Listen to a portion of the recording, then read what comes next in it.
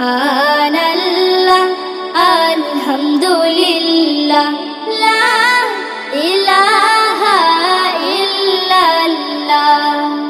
তুমি বাঁচাও তুমি মারো অবিরত ক্ষমা করো। তুমি বাঁচাও তুমি মারো অবিরত ক্ষমা